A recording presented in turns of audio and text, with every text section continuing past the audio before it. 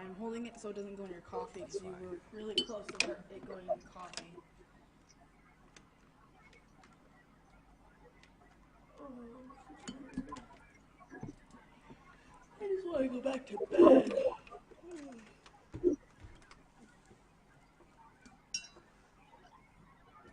Okay.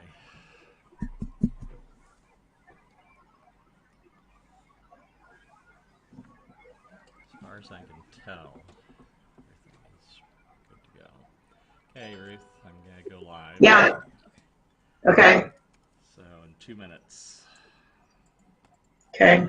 I was reading this thing from that wasn't even discussing the video. I kind of want to watch that video later if I can find it again.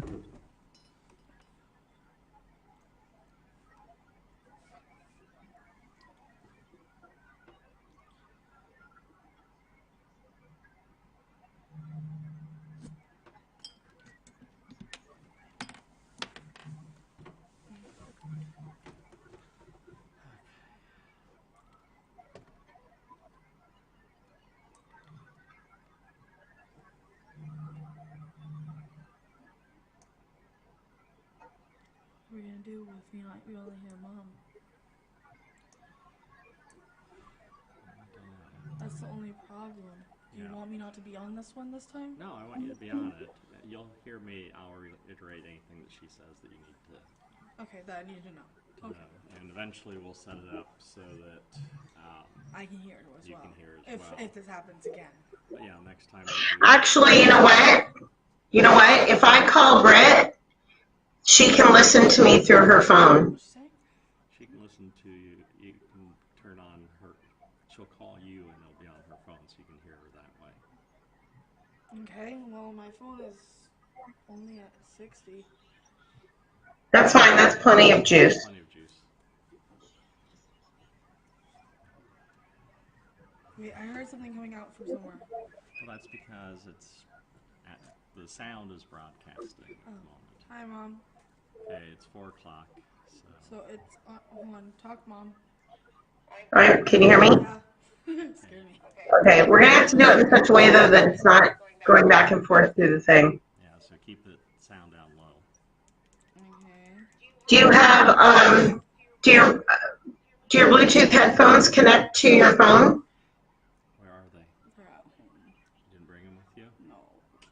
That would have been. Oh, because that would be perfect. You can have one over your ear. I'd have to use those because those are better for my ears. So my ears are really bad. Actually, this won't plug into your phone. Oh yeah, it won't. Call my phone then. Okay. Okay, bye. Well, no, I don't want to put it in my ear, Don't Dad. put it in your ear, but just up next to your ear. I don't want to put it up my ear. Not in your ear, just next to your ear. So you can hear. Okay. Hello. Okay. Hi. Okay, I can hear you. Okay. So let's go live. Alrighty. And I'm going to. Just jabbering at each other for a while already. I've got to fix that part of it. Okay. Putting it in my ear, but I might have to take it out a few welcome times. to another webcast of MirrorDarkly. Ruth is down below with her mother. She had surgery this week. Surgery went well. And so she's in Orange County, but thanks to the new software that we have, we can patch her in live from there. You can see her. It's the MirrorDarkly. Oh, there we go. So okay. There's Ruth, and you'll be able to hear her as well as me. I think there's a way. I'm not in your video thing though. Yeah, well, it takes a while. Are you watching the website? On the web, on my computer, there's me big and me small again. Yeah. And on the Facebook page, it's just you and Brett. Now that's just me. That is not good. You can't do me in a little box? Huh? You can't do me in a little box? Well, let me see. There may be a way to do two of us. See if that. I'm going to take this off the wireless. I think my mom's wireless is overwhelmed. There. Okay, share, watch party. I don't know if that's... See, I should be able to do a multi-view, but not sure. So we'll have to play with that at a future time, perhaps. Now it's just me. It's just you there. Okay. Well, I can bring us back. And you should be able to just hear her in the background. And you're still...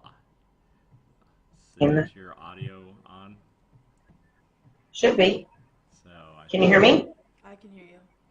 Yeah, well, the question is whether people... Well, because you're hearing through the phone. True. So, anyway, we'll have to get feedback from people that are talking to us.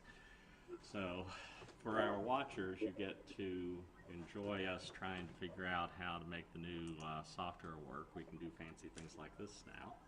Ah. So, anyway, this is today's topic. What is the point of the Bible? Specifically, the idea, or the question is, why is there a Bible? And then also, secondarily, what is this huge book all about? So are you getting feedback from people that are watching, or is anyone... Not yet. I'm still inviting. Okay. Because I'd like to know whether or not everybody's able to hear both of us and if everything's coming out okay. Okay. So on the plus give me a side, second. I know that the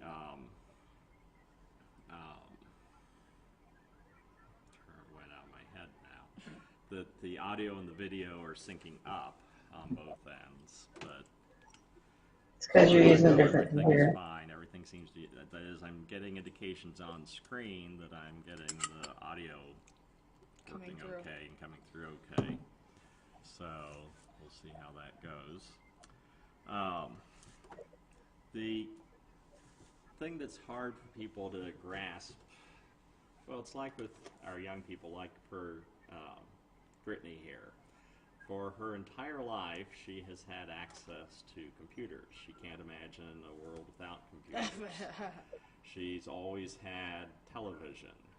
She has, for a very long time, had cell phone. Do you remember when you didn't have a cell phone? Yeah, I remember when my mom was always watching everything I was doing on my cell phone. Yeah. And at first I had a flip phone, and it was in the Android section, and now then I got different phones. Yeah. So. But see, cell phones have not been around all that long. No. And smartphones even shorter period of time. It was mostly flip phones for a second. First iPhone only came out, about 10 years ago maybe? Yeah. So. And I'm more of an iPhone type of gal. So. And yet we are so accustomed to them, we can't imagine life without it. And one of the things that's hard for people to comprehend is the fact that for most of human history, the Bible didn't exist at all. There was no Bible. First modern humans appeared about 200,000 years ago. And from Adam to Noah, from time of Abraham, Isaac, Jacob, Joseph, 400 years of slavery in Egypt, the 10 plagues, going through the Red Sea. During all that period of time, there's no Bible. The first bit of the Bible shows up during the time of Moses, apparently, when Moses goes up on Mount Sinai, and God writes the 10 Commandments down on a stone tablet. And that's the first bit of the Bible that shows up. King Saul would have only had access potentially to the first 5 books of Moses, assuming they'd all been finished by then. David wrote some of the Psalms, Solomon wrote some of the Proverbs, the Song of Songs, Ecclesiastes, Ruth and Judges were written during the time of David, probably. Prophets came after them. Isaiah is writing in the 700s BC, Jeremiah in the 600s, Ezekiel in the 500s. Jesus and the apostles had only what we call the Old Testament. New Testament wasn't even finished until around 90 AD. But of course, very few people at any period of time, until the advent of the printing press, most people had no copies of the Bible at their disposal at all. You would show up at synagogue or church to hear the Bible read, but that would be your only exposure to the Bible. maybe once a week, and then little bits and pieces of it.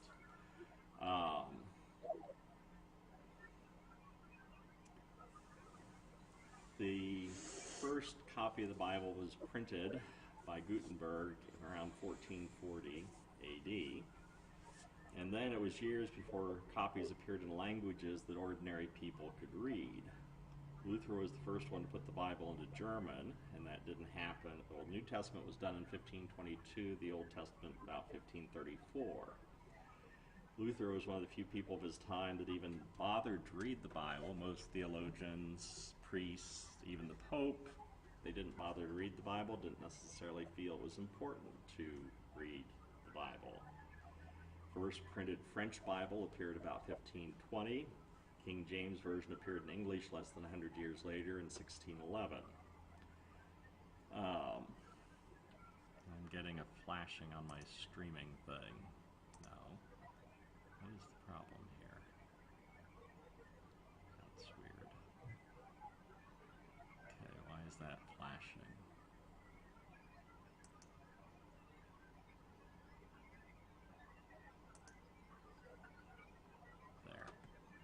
What was it?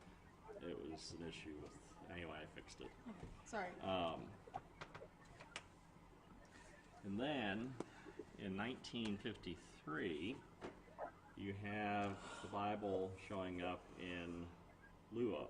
That means that the people in that part of Kenya who spoke Luo did not have a copy of the Bible available to them until 1953, less than 70 years ago.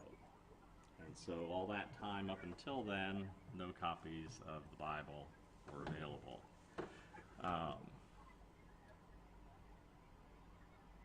Seem to have a Problem with the stream? yeah. The stream seems to.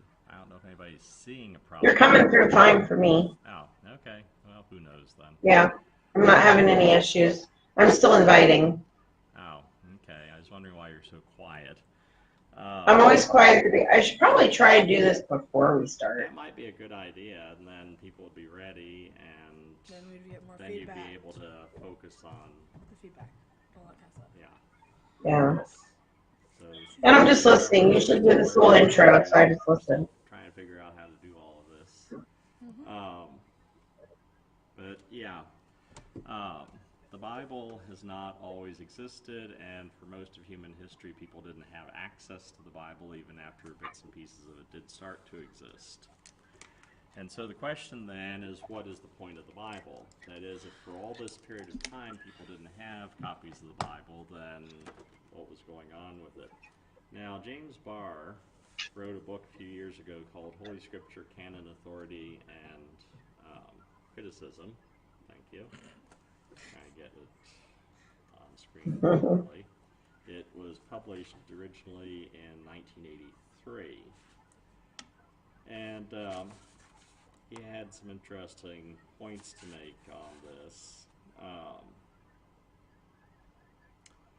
He points out there is not always a Bible, and then he says, thus the time of the Bible was a time when the Bible was not yet there. It is ironic that we use the term biblical studies to designate our work on this period. Biblical faith, faith of men of the Bible, was not in its own nature a scriptural religion. Faith and religion within the Bible were not faith and religion defined and determined by a Bible.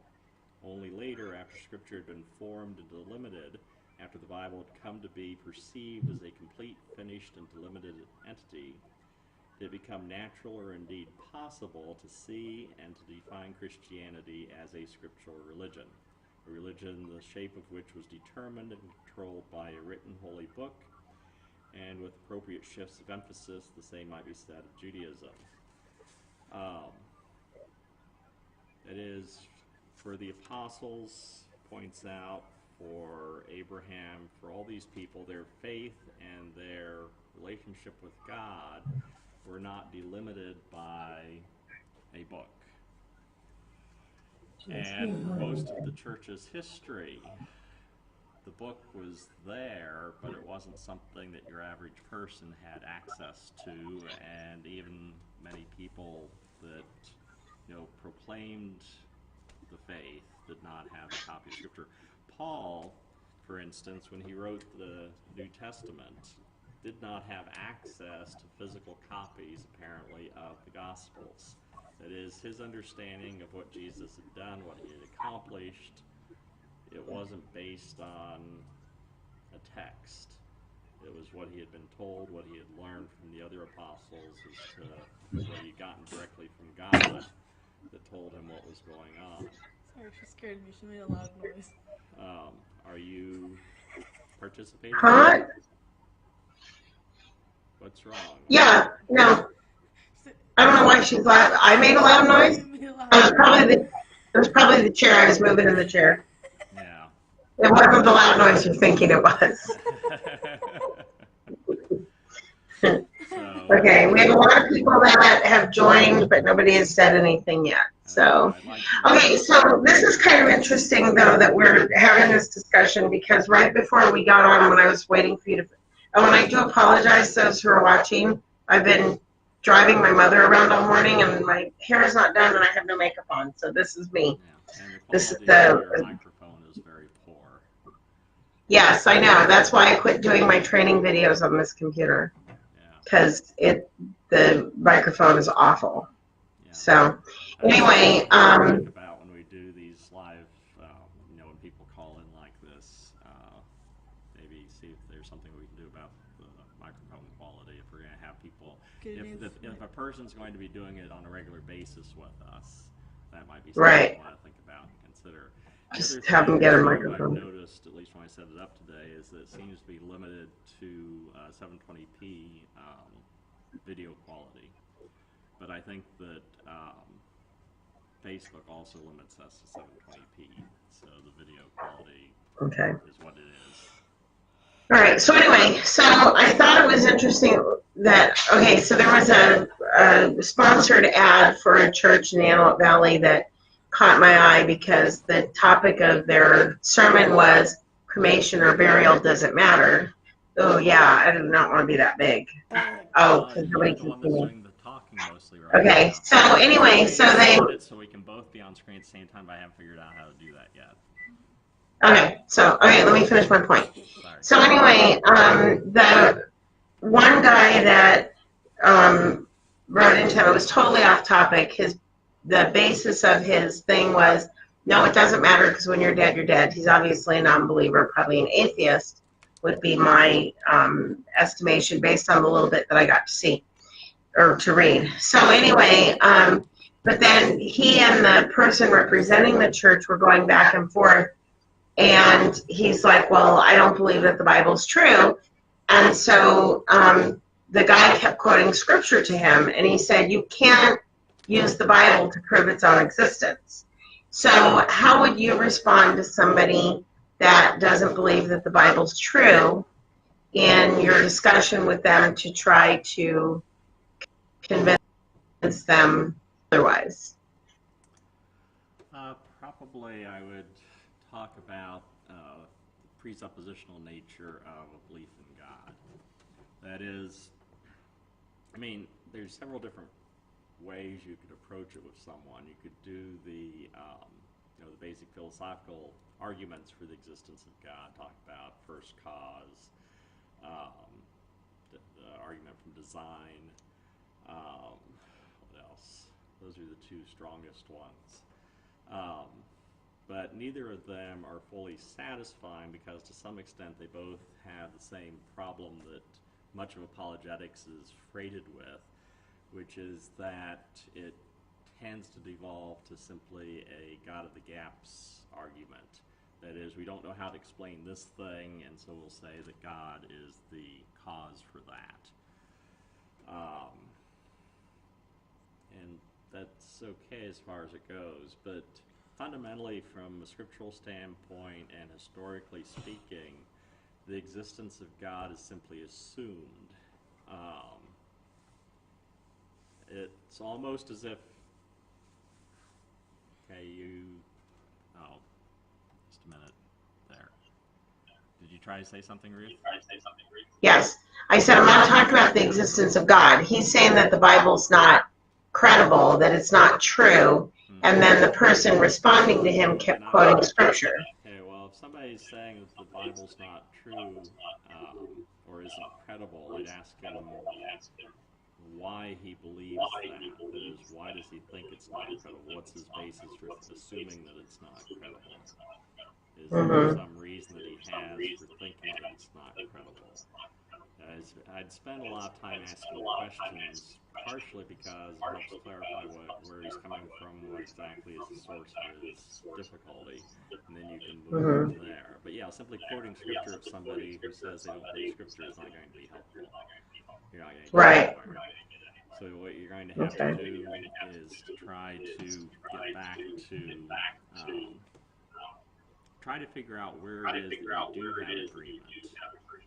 That is, as members of Western civilization, there are certain things that we all have in agreement. That is, we all believe, generally speaking, that the universe actually exists, that it's something that we get through our senses. Their senses accurately give us a picture of the external universe. We believe in the laws of logic. We believe in cause and effect, all those sorts of things. Then from that, we move into what other presuppositions might we have as members of Western civilization. Now, as Christians, Jewish people, Muslims, we would all argue that God exists. That's an assumption. If God exists, then the question arises, has he attempted to communicate with us? Is this an entirely one-sided street, just us trying to figure out who God is, or does God also reach down to us? We assume he reaches down to us, that he has tried to get our attention, that he's trying to talk to us.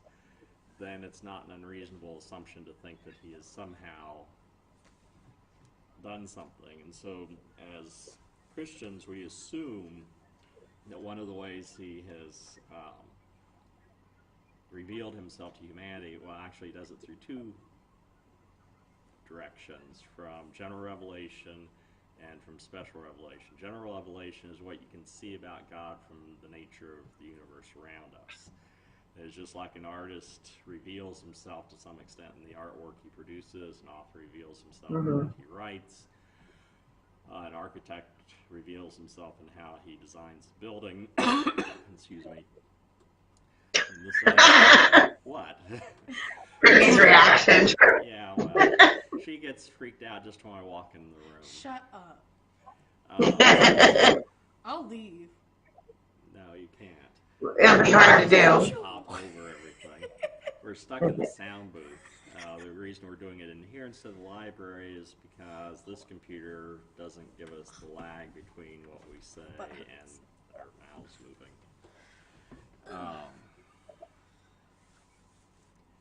So anyway, we assume then that God has revealed himself. I mean, that's an assumption that's not too unreasonable, I think. And then the second assumption is that he's tried to reveal himself in greater detail, more specially.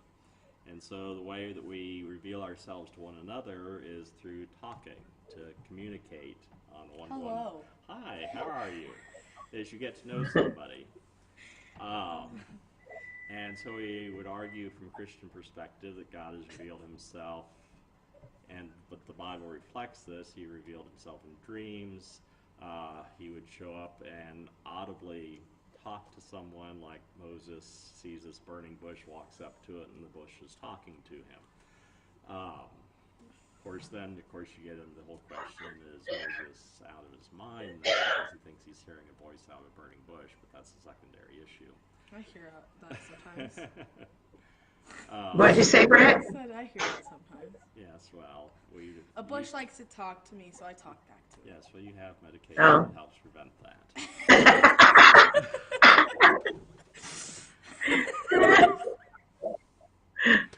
Sorry, off topic. And so,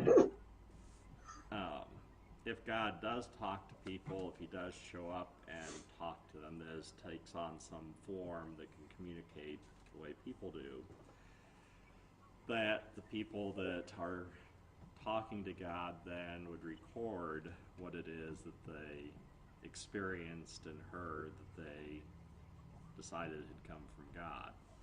And so that's what we assume the Bible is. That is, the words written down by people that have had some contact with God in some way. But all these are assumptions. That is, you cannot, we can't run experiments probably on God. Now, some people believe that the God showing up and talking to people is not something that happens anymore. I'm not sure that you can demonstrate that. Some people want to take a certain portion of 1 Corinthians 13 and argue that it means that all such things have ceased, but I think that's a big stretch. But that's a matter of controversy, and a lot of people will not agree with me.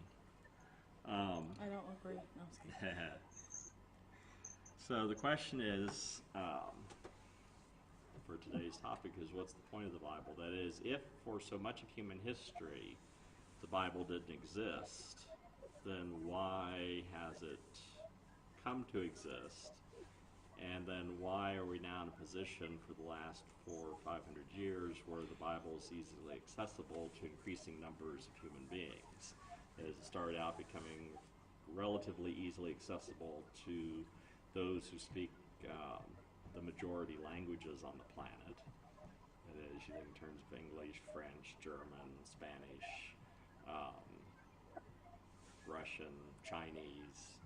That is, those languages got the Bible available in their tongues relatively early on after the advent of the printing press.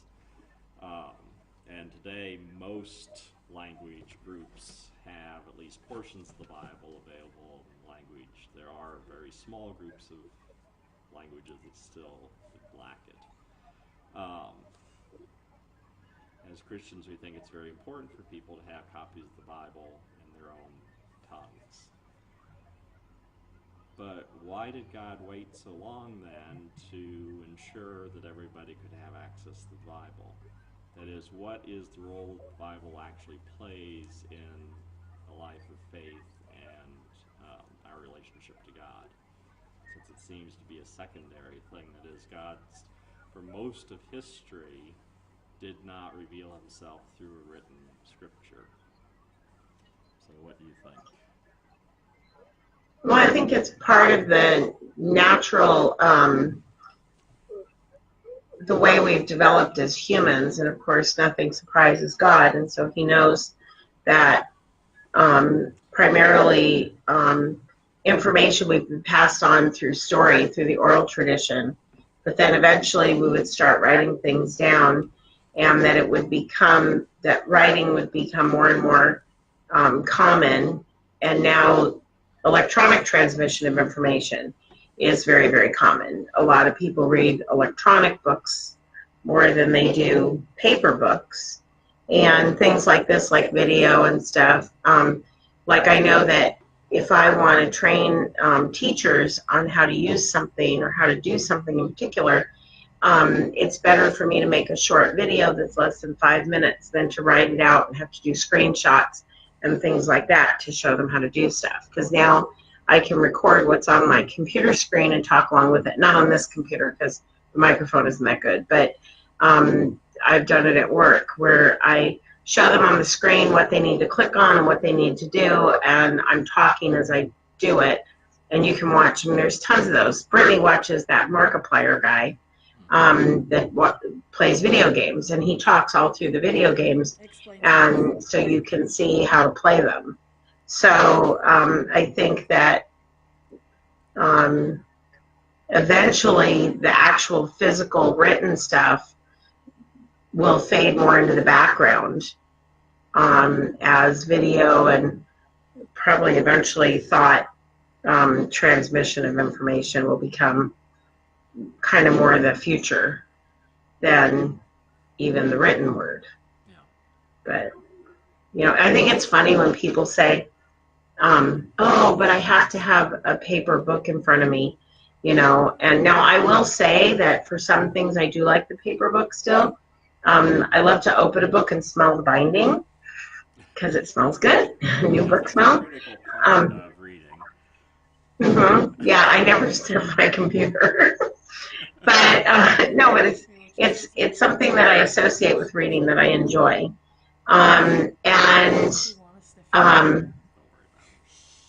What are you saying, Britt? I said, why would you want to sniff your computer? Because I had my earbud out. Precisely.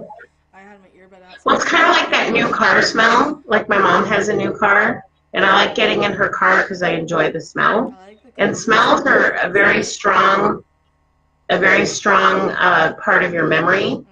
People can be have PTSD triggered by smells. If something had a particular scent to it in a tragic situation that they were involved in. You can smell it. Like when I smell mothballs, I think of my grandmother because she loved mothballs.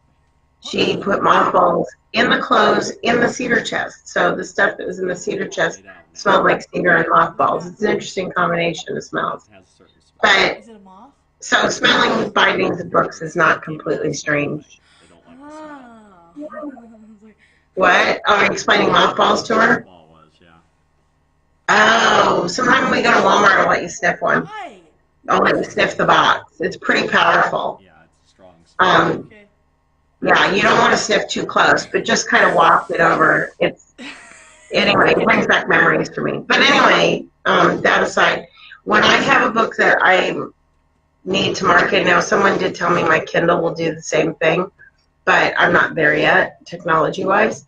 But like if I'm studying a book for the purposes of like a class or something, I like to be able to market it, flag the pages, put Post-its in it, things like that, and interact with the text. But if I'm reading for pleasure, I don't need to do that. So I would just soon have it on my phone or my Kindle app because then I can just pick it up anytime. Like I've probably downloaded the book Frederick Douglass, Life of Frederick Douglass, ages ago, like 2 years ago. And I know it's there, so when I have a chance to read it, I can just open it up and read it. And periodically I'm like, what am I going to do? Oh, let me do this. And so I'll open up my Kindle app and I'll read that. So, you know, it's good because then it's always there with me. I'm not having to put a book in a sandwich baggie and putting it in my purse so it doesn't get all, or not a sandwich baggie, one of the books I read. I read all those little teeny weeny tiny books. Now, in a gallon-sized baggie, you know, so it doesn't get all mucked up and everything. But anyway, my point was, I hear people bemoaning. Oh, my friend Angie said hi. Hi, Angie. And actually, I can interact because my phone's not attached somewhere. So, I think I didn't thumbs up her. I think I just thumbs up everybody. Oh, anyway. So, you know, people say, oh, but, you know, I miss, you know, well, what about learning where the books of the Bible are? You'll forget where to locate them in a paper book. And I'm like, yeah, it was really hard to find the books of the Bible in a scroll, too. It's like, let's see, do I roll this out 3 rolls or 4 rolls to find Matthew? Of course, you know, so. Angie says I sound like an alien. It's because my microphone on this computer is really awful. And Jane said the same thing. It sounds, I know, the microphone on this computer is not good. Sorry, but it's what I've got. So, but anyway, so. What? Said we have a nice microphone here in the studio. Yeah, if I had thought about it, I would have picked up like a microphone or something to use with this, but I've been pretty busy with my mom and I didn't think about it, so. But anyway, so my point of all that is that I think that over time, even just having it written down on paper format will probably change. To where you'll go to play like museums, like, oh, those are books. Like we go to museums, like the Dead Sea Scrolls. You know, people, like those things go on tour and people go to see them because they're scrolls. You know, we don't go to special places to look at the Museum of Books, unless you want to come to my house. My house is a museum of books. But, anyway, so that was my point. It was very long. Yeah, actually, there might be some books that people would like to go and see. For instance, the original Gutenberg Bible that might attract people. Right, and there are certain books that are like in the National Archives and stuff. There are important papers or books that, like the original copies of something. Well, we have that Matthew Henry commentary. in our house that's super old. Yeah, it's the first American printing of Matthew Henry's commentary. It's 1823. Or the Right.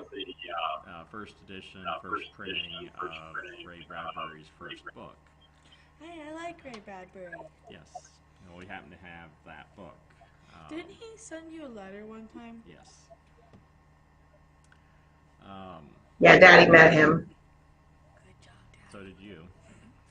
Well, yeah. Well, actually, I interacted with him more than you did. Hair. Remember Remember you were purple hair? Well, Yeah. Yes, you were sitting on the first. First row. You were sitting on the first row of the place where he was speaking, and he kept looking over at you, and it was probably because you had purple hair, and it kind of stood out.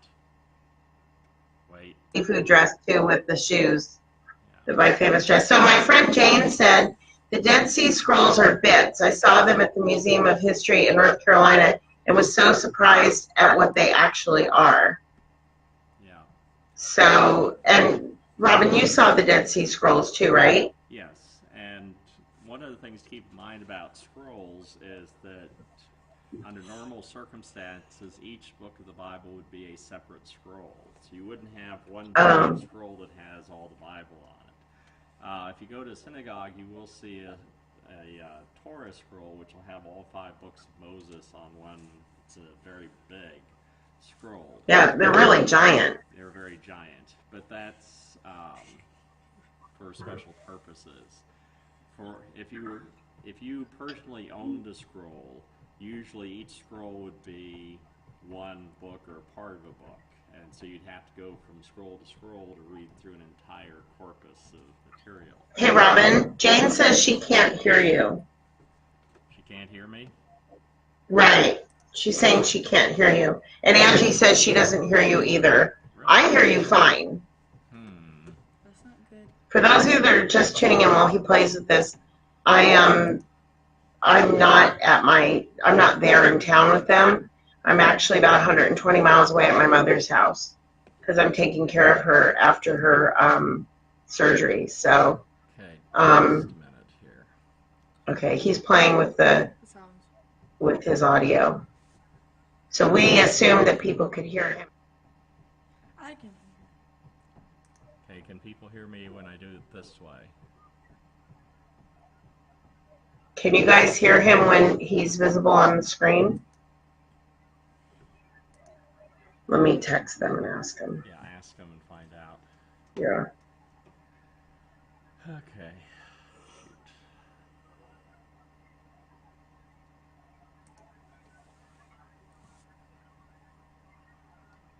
Oh, wait, somebody may have responded.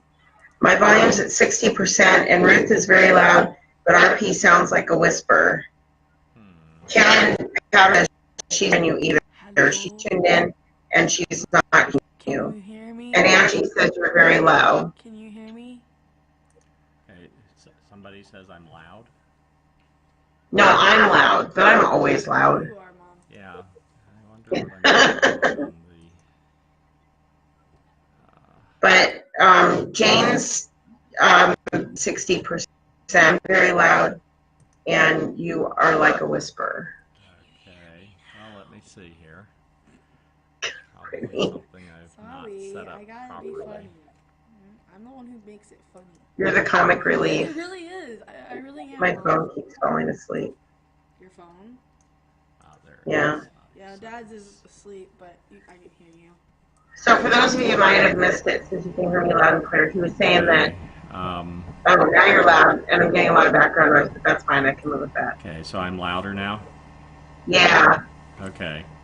I adjusted but there's my, like a lot of air noise. Okay. There's a lot of background noise, Mom, Dad. Okay, well, let's try this. Oh, you're here, and you're still Yes. there. Yay. There. Brittany has to listen to me Is that through any the better? phone. Does that Okay. lessen the amount of background noise? Or Okay. not?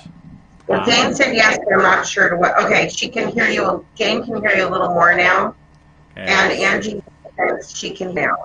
Okay, is the background noise better or not? Yeah. Yeah, it's a bit better. I think it's doable. It's not like crazy noisy. Okay, well, I was wondering if I have it on this, it's Omni. It picks up everything. Is that Are you okay? using you're using the microphone? The big microphone? Yes. Yeah. Oh, okay, I didn't see it. I didn't think you were using that. Yeah, it's No, it's sitting right right Okay. here. No, I'm not. Okay, Jane doesn't hear any background noise. Okay. I hear almost like it's like a fan in the background, but Oh it's well, fine. no, It there is doesn't- there. That's the computer. It's making a little bit of noise, Okay. so that's probably what you're hearing. Yeah, I don't Okay, know. and I hear Brent way better now too. Okay. Yeah, I just When you were turned the looking at noise her, volume up. Apparently, it was she set heard too you low. very well when you were leaning over the microphone. Is this better? That's creepy. Hello. Hello. Okay, don't tell people hear that, Brent. Sorry. Okay, so anyway, Now we can. There we go. There. Just a minute. Book of the Bible was There, a you went away different a moment. scroll. Okay, repeat that, Mom. Okay, Karen can hear us both better now. Jane hears Brent really well. Okay, And now it's all me on the screen. So we're all showing up now, okay? Yeah, except now I just see all of me. Well, you're No. you're trying to say something. What I have to be careful with you is, for whatever reason, He likes to turn you off. the audio likes to turn you off. I don't know why, so I've got to make sure it's Oh. on. Okay. Someday we'll get this done, so we know what we're doing. Yeah. Okay. Of course, we could get No, it's a learning process. what? I said it's a learning process. Yes, it We is. actually have quite a few. Yeah. So, Okay. okay, well, I want to, you were talking about the point of the Bible, too. Yeah. And I know we had talked about the scrolls, but I'm going to tell people, too, that in our Sunday school class, we've been doing the study on, now the video's like all herky-jerky. Huh? I'm like standing still. Oh, on my phone it's fine now. Oh, it's cleared up now. Anyway, is that I want to get to it eventually, is the story of redemption woven throughout the entire Bible. That's what we're studying in Sunday school right now, and it's been very, how do I want to say it? Interesting, that's not the word I want, but it's the one that's coming out for now. Interesting how that I never like noticed that in some of the stories and stuff. So, okay, Jane says the video looks fine to her, so I got hung up there for a minute. It could just be the wireless here too. Yeah. So my mom doesn't have like the big fancy. Like we do at home. Yeah, you have faded out. Yeah, I can't hear her either. Even though. Oh, there we go. Yeah. She seems to have dropped out. Yeah, I can hear her again now. Did you come back? She's getting a disconnect. Okay. Here we go. There you go. Yeah, you Back. faded out altogether. Wait, I And clicked you're there. still not really good. She disappeared. Yep, you disappeared again. There, you came back again. Okay. And there's there. Okay. Whatever happened, that was interesting. Yeah, one would guess that the connection there at your mom's house isn't as good. It's at home. Yeah. Well, I took my phone off of the wireless so that I was working off my phone data because I noticed with having my phone going and my computer going, her wireless was struggling. Yeah. So, but it's never been upgraded from when my dad first had it put in, and he's been gone now 8 years. So, but anyway. Yeah. Okay, so back to what we're talking about, scrolls. Go back to scrolls, hon. About scrolls. Yeah, you were talking about the Torah, and each book of the Bible was a separate scroll, but the Torah's 5. Yeah. Let's back up to there. Okay. So I forget why we were going on that, but just the nature of scrolls and trying to use them, they are cumbersome. And so a book, a codex, was much easier to work with. And then, of course, now we've got electronic books, which are even easier to work with. That is, rather than having to turn pages to try to find what you want, you just pick exactly where you want to go, and there you are. You can put in a search word and pop in, and there you are. Why are you laughing? Because there was this like scabby thing on my nose. Oh. Yeah, because that's important that you do that. And then earlier I was laughing because it showed you drinking your tea. Iced tea. Okay. So I was giggling. Gotta stay hydrated. That's why I went like this. Oh. Okay. Okay. So. Well, I was thinking about how much if you took your entire Bible to church and it was all scrolls. That'd be cumbersome. You need a wheelbarrow. Yeah, and the pastor's preaching on Matthew. I left that scroll at home. It's on my nightstand. I was putting it for my searching through your wheelbarrow trying to find where you put it. And then you'd set it down when the pastor goes to Luke, and then you'd try to find Luke, and then you'd lost Matthew when he goes back to Matthew, and now he's in Revelation. How am I going to find that? PowerPoints are much easier. Just put the verses up there and done. Yes. Yeah. There's a good argument for it. When people say, why do you put all the verses up on the PowerPoint? So it makes life easier. Yeah, I mean, even trying to find it in electronic format, it still takes a little bit of time. Doing it in your book is even worse. But anyway, the question that we were addressing... Okay, so Jane said, well, back in the day, common people didn't have a Bible. Hey, you froze again. Hold on a second. She said, hold on a second. We're getting that video issue again on my end. Yeah, you came back. Jane said that back in the day, common people didn't have a Bible or the scrolls. They weren't allowed. The scribes had them in the they weren't allowed. It's just that they were incredibly expensive. That was what the difference with the printing press created. Is before, books had to be copied by hand, and that was very expensive and time-consuming, and so most people couldn't afford a copy of the Bible for themselves. It's not so much that they were forbidden, it's just that they were priced out of the ability for average people to be able to afford. The printing press changed that. Sorry. Okay. Some library they were showing on TV. It was something I was watching. It was like a super duper old school like kind of library. The books were like chained to the shelves. Right, because and you could only get the book there. Okay. They were expensive and very valuable, and people would steal them because you could make a lot of money selling it. I mean, it'd be like leaving a Lamborghini sitting there in the open for, with the keys in. And oh my gosh, I'd steal a Lamborghini in seconds. Yeah. Well, probably 0 to 5 or 0 to 60 in 5 seconds or less. Yeah, okay, Jane also said. Priced. Jane also stated that the literacy rate was near 0 for common people. Yeah. We also know that the Catholic Church withheld the Bible from the common people. Well, they kept it in Latin, I think, to keep that hierarchy thing that we had talked about before. Right. Did we talk about it on one of these broadcasts? Yes, we did, when we were talking about emergence Christianity. And one of the questions that has existed time after time throughout history is, what is your final authority? What is your authority for anything? And the tendency in human societies is to have hierarchies of people. And one of the ways to... And then this brings us back to the 99 Theses, Britt. What? 95.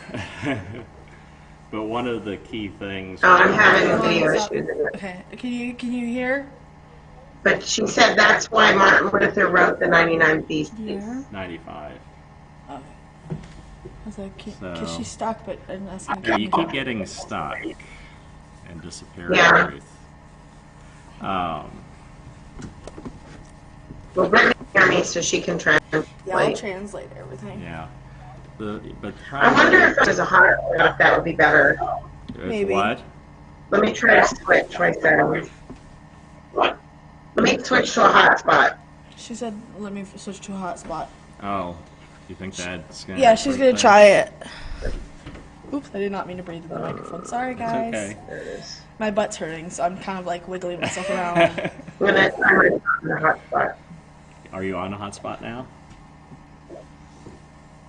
Okay, that might improve things. Can you hear her? Yeah, I can hear her. Okay. And now you've frozen again and disappeared. Well, she's trying to put the hotspot on. I know. I'm just letting her know It's what's switching going over. on. Okay. So, anyway, one of the, She said, give it a second. okay, give it a second. Live Okay, webcast. she said that she's connected again. Okay, well, she's still frozen. Yeah, you're from still our frozen, perspective. Mom. You're not. There There you we go. are. There, you're moving again. Except I hear no noise. Oh, there's your voice again. Yeah. Now, the audio seems to come Okay. in a little bit late. Okay, Jane wants you to talk about the hierarchy. She's curious. It's what we covered in the emergent church stuff.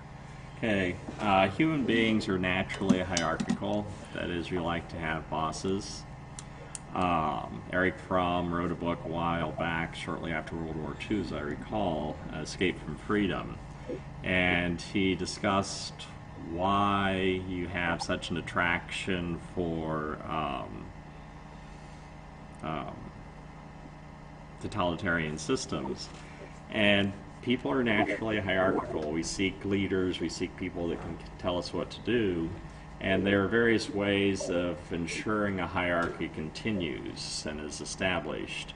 And so for the church, with only the clergy having the ability to read the Bible in Latin, that was one way of ensuring that they maintained their position, their job.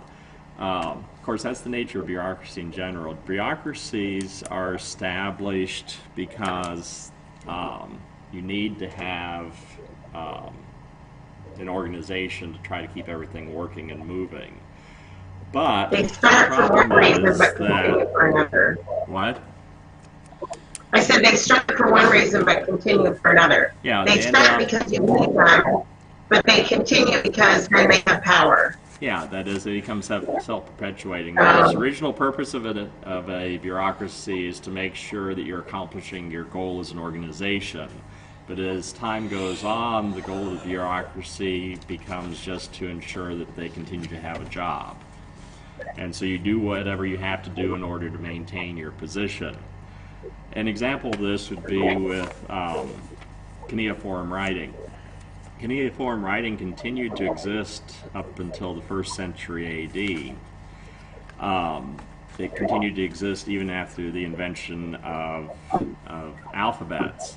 Alphabets increased literacy considerably, but if you're a scribe, you have an incentive to keep people from being able to read and write for themselves because they have to hire you then to do the reading and writing for them. And so if you have a writing system that's really complex and hard to use, then you can remain an expert in this, and they have to pay you in order to do it. And cuneiform is a nasty system of writing. You have like with Babylonian, you have 650 polyvalent signs, which means that the symbols can change how they're read depending on context. There's 650 of them that you have to memorize, and it's just a nasty system of trying to write stuff. But an insured scribes would have their jobs forever. And so the church, if everybody has to know Latin in order to hear from God, then you have to go to the priest in order to find out what God wants you to do, because you don't know Latin, but the priest does. And it didn't start out that way. That is, Latin originally was the normal Latin. The Latin translation is called the Vulgate, done by Jerome. Vulgate means vulgar, that is common, because everybody spoke Latin, and the Bible is translated in Latin so everybody could read it. But over time, Latin died out, but they continued using that translation. So here's a thought I just had. Tell me what you think.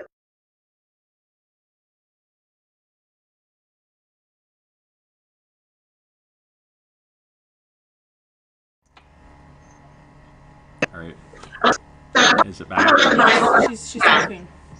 so you know how the Great Commission says that you don't do the Judea and the uttermost parts of the earth. Jerusalem, Judea, Samaria, and the uttermost parts of the earth.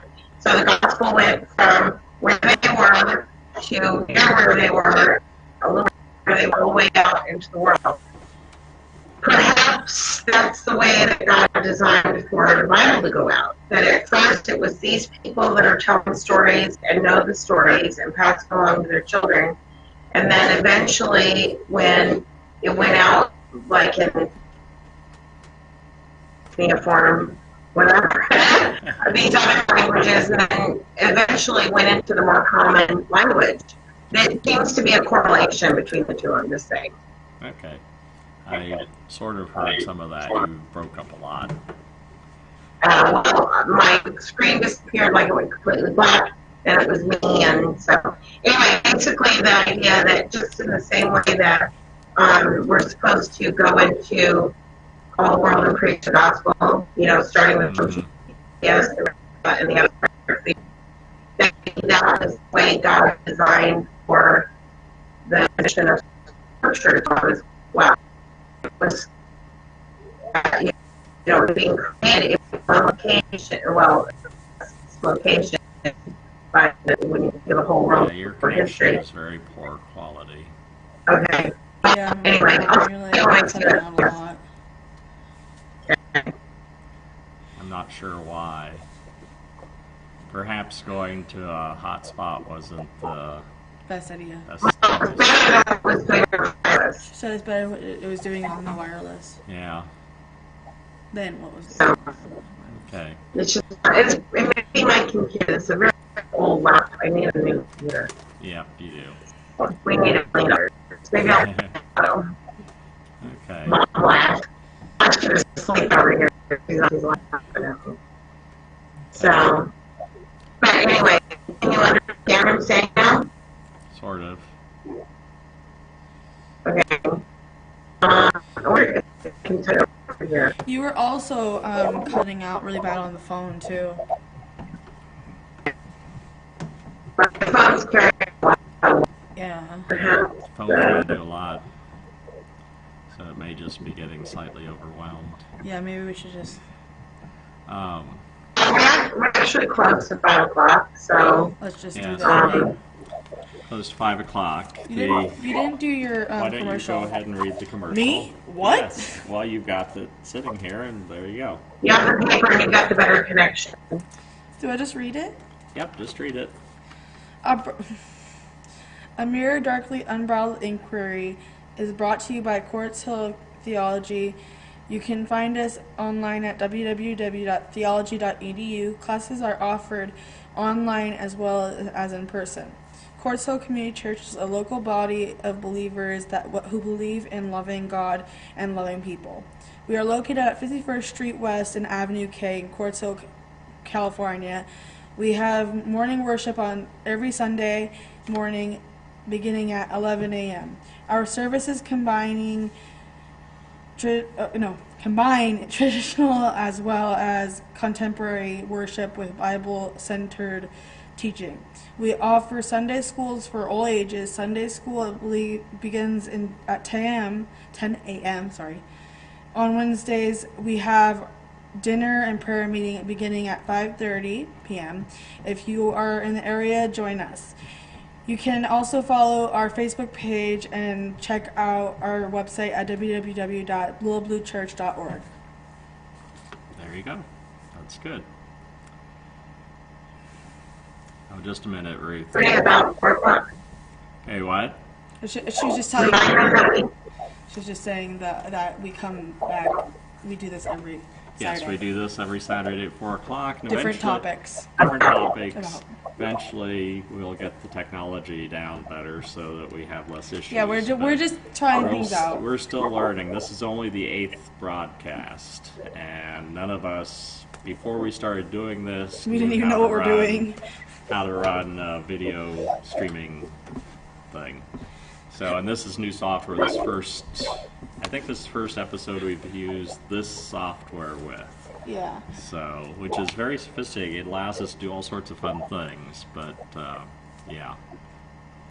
So, I guess that will be it for today. Thank you for showing, and we will be back again on Saturday, 4 o'clock. About 4 o'clock. About 4 o'clock. So, see you then. Bye. Bye. Okay, Andy, thank you and have a great night, everybody. Okay, Mom.